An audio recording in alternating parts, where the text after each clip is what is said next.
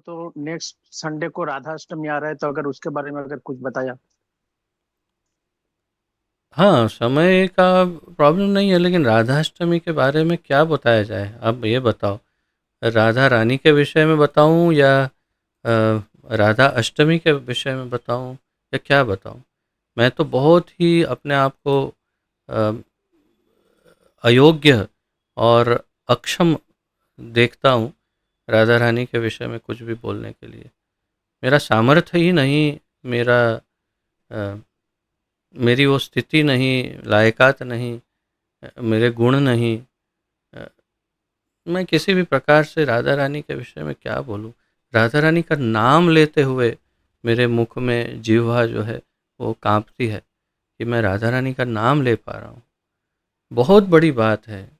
कृष्ण को तो फिर भी बहुत लोग जानते हैं, लेकिन राधा रानी को छिपा के रखते हैं ठाकुर जी, क्योंकि राधा रानी वो है जो कृष्ण को मोह लेती है। कृष्ण जिससे बिल्कुल अ, व्याकुल और बहुत ही शुद्ध बुद्ध खो देते हैं राधा रानी के लिए।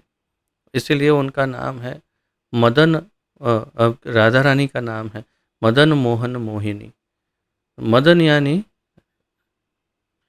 जो कामदेव है उन्हें मदन कहा जाता है। कृष्ण को मदन मोहन कहते हैं। जब कामदेव ने कृष्ण को देखा तो बेहोश हो गए, तो मदन को मोहने वाले कृष्ण। लेकिन राधा रानी को जब कृष्ण देखते हैं तो कृष्ण बेहोश हो जाते हैं। तो ये मदन मोहन मोहिनी है श्रीमती राधा रानी। और श्रीमती राधा रानी जो है वे, अगर आध्यात्मिक रूप से, अगर टेक्निकल, अगर उनका वर्णन करना हो, तो भगवान की जो प्रमुख तीन शक्तियां हैं, अ, उनकी उसमें दो मुख्य शक्ति अंतरंगा बहिरंगा, और उसके बीच में हमारी हम यानी तटस्था शक्ति। उसमें अंतरंगा शक्ति में भी तीन है, संबित संधिनी और अलादिनी। तो इसमें अलादिनी शक्ति जो है, जो भगवान को आनंद प्रदान करने वाली, वो स्वयं मूर्तिमान स्वरूप में राधा रानी का रूप लेकर के भगवान को आनंद प्रदान करती है। और ये रूप लेना यानी कि ऐसा नहीं कि आज रूप लिया, वो शक्ति है कुछ अदृश्य, ऐसा नहीं। राधा रानी स्वयं ही आह्लादिनी है, यानी वो स्वयं ही शक्ति है और भगवान की अंतरंगा शक्तियों में सबसे प्रमुख है, जो भगवान को नित्य निरंतर सतत आनंद प्रदान करती है। सभी शक्तियों का मूल स्रोत राधा रानी है। श्रीमती राधा रानी से सबसे पहले अ, सभी लक्ष्मियाँ प्रकट होती है, जो महालक्ष्मी। और यदि कहें द्वारका लीला में तो रुक्मिणी, सत्यभामा आदि सभी उनसे प्रकट होती है। अगर नारायण लीला कहें या तो विष्णु स्वरूप में, तो जितनी लक्ष्मियाँ हैं महालक्ष्मी आदि, वो सब श्रीमती राधा रानी से प्रकट होती है।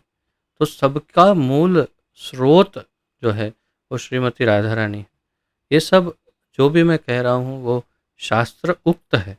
शास्त्रों में इसके बहुत ही ठोस प्रमाण प्राप्त है हमें कि इसके लिए आचार्यगण, ऋषिगण, वेद, ब्रह्मा जी जैसे अ, अधिकारी, शिव जी जैसे अधिकारी, ये सब राधा रानी का गुणगान करते हैं।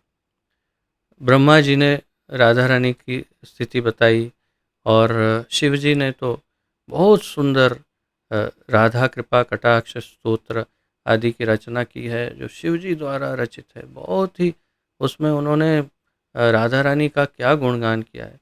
फिर राधा सहस्र नाम आदि, तो ये सारे प्रमाण हैं कि राधा रानी सबसे मूल है और इनसे ही सारी शक्तियाँ उद्भूत होती है। लेकिन हम उनकी कल्पना भी नहीं कर सकते।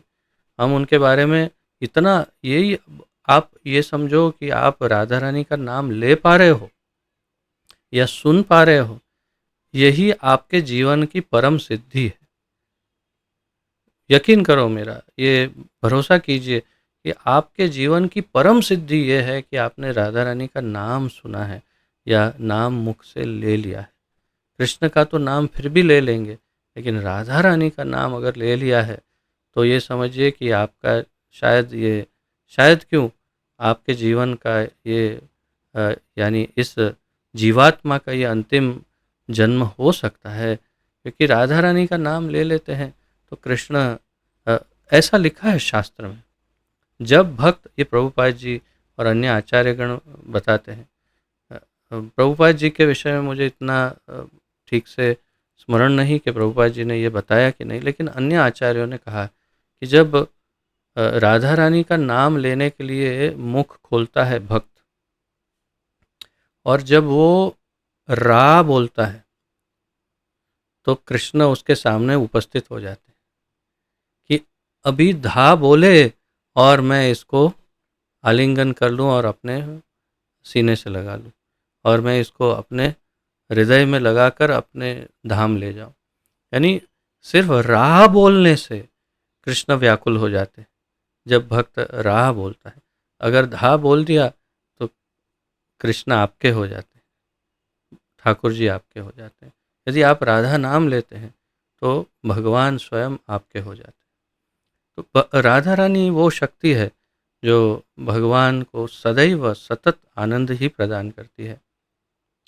और अ, यहाँ पर ब्रज में जो रसिक भक्त हैं या ब्रजवासी हैं, जो ब्रजजन हैं, वे तो केवल राधा रानी को ही भजते हैं, कृष्ण को भजते भी नहीं। वे कहते हम तो, हमारी स्वामिनी, हमारी ठकुरानी किशोरी जी है, राधा रानी है, ऐसे कहते हैं। कृष्ण को तो ठीक है, उसके बारे में इतना ज़्यादा वो नहीं केयर करते। वो कहते हैं, और कुछ कुछ तो सीधा गाली भी देते हैं कि अरे वो टेढ़ा, वो ऐसा वैसा छलिया, उसके उसको कौन देखता है, हम तो राधा रानी के भक्त हैं बस। तो तात्पर्य प्रेम तो हृदय में कूट कूट के एकदम भरा हुआ है कृष्ण के लिए और राधा रानी दोनों के लिए, लेकिन फॉलो राधा रानी को करते हैं, यानी कि अनुगमन और भक्ति श्रीमती राधा रानी। और इसीलिए पूरे ब्रज में वृक्ष वृक्ष पर, सभी दीवारों पर, सभी जगह पर, कोने कोने में श्री राधा श्री राधा श्री राधा श्री राधा लिखा हुआ रहता है। और यही यहाँ ब्रज का मुख्य भाव है, श्रीमती राधा रानी। और यही उचित है, जो वास्तव में कृष्ण को प्राप्त करना चाहते हैं वो बिना राधा रानी के प्राप्त नहीं कर सकते। तो राधाष्टमी जो है वास्तव में लौकिक लीला में, इस ब्रज लीला में, भौमिक क्या कहते हैं, भूलोक वृंदावन की लीला में, या इसे कहते हैं गोकुल वृंदावन या भूलोक वृंदावन। तो ये गोकुल वृंदावन या एक है गोलोक वृंदावन, ये है गोकुल वृंदावन या भूलोक वृंदावन। इस लीला में राधा रानी कृष्ण से 1 साल बड़ी है। तो 1 साल और 15 दिन, 15 दिन का गैप आ रहा है, देखो आप। तो 15 दिन उसके बाद, यानी 15 दिन कम समझो, तो उतना बड़ी है राधा रानी कृष्ण से, वो पहले ही प्रकट हो गई। लेकिन ये कथा आती है कि श्रीमती राधा रानी ने जन्म जन्म तो लिया नहीं रावल में, जहाँ रावल का मंदिर आप सब ने ब्रज में देखा ही है, दर्शन किया ही है। रावल में जो जमुना जी बहती थी, वहाँ पर वृषभानु जी स्नान करने गए और उन्होंने देखा कि एक अतिशय तेजस्वी, करीब करीब 1000 सूर्य प्रकाशित हो इतना तेजस्वी एक सोने का कमल उसमें तैर रहा है। धीरे धीरे उस कमल के पास गए और देखा कि उस कमल के अंदर एक लड़की, बच्ची सोई हुई है, जिसकी आंखें बंद है। और उसका तेज और सौंदर्य देख करके वृषभानु जी अत्यंत आश्चर्यचकित हुए कि इतनी सुंदर कन्या कभी नहीं देखी। और फिर देखा कि ये कौन है, कहाँ से आई, कौन होगी। तो उसे लेकर अपने पास ले ले लिया और घर ले गए और माता कीर्तिदा को दिया और उन लोगों ने उनका पालन प्रारंभ किया।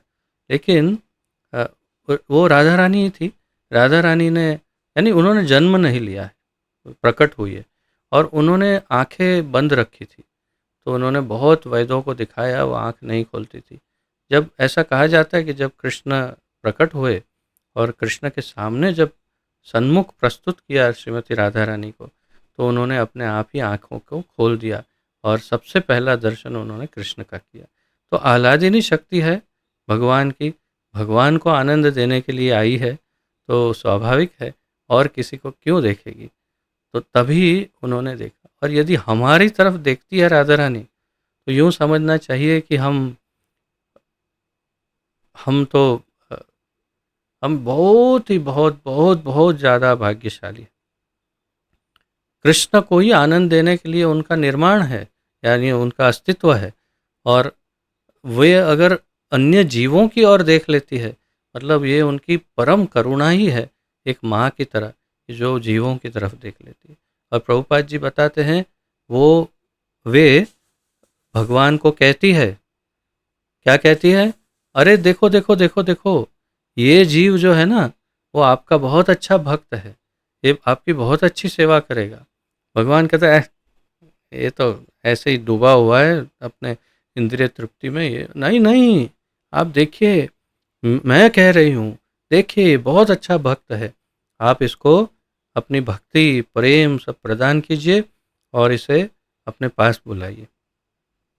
तो श्रील प्रभुपाद जी के अनुसार जब तक राधा रानी हमें निर्देशन नहीं, भगवान को इंगित नहीं करती कि आप इस जीव को ले आइए, तब तक भगवान भी हमें हमारा उद्धार नहीं करते। तो इसलिए श्रीमती राधा रानी सबसे अधिक महत्वपूर्ण है।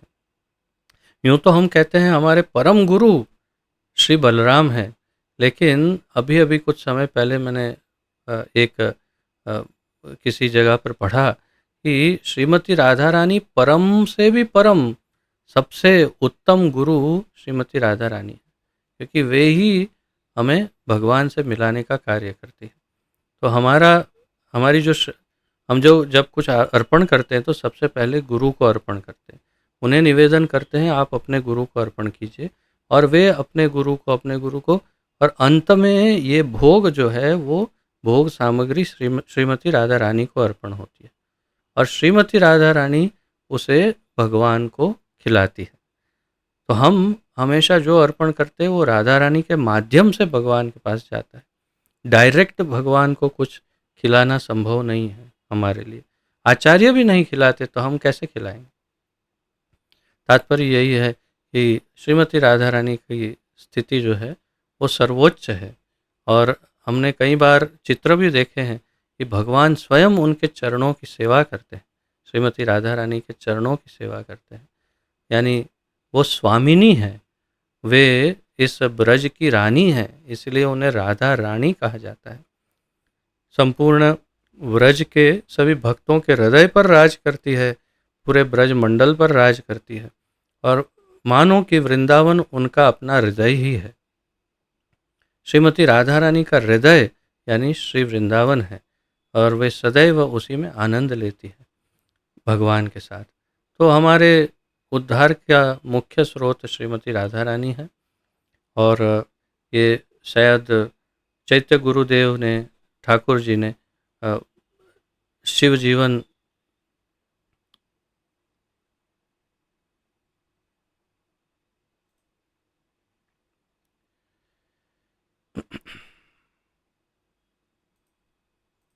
क्षमा करिए, ये फ्रीज हो गया था।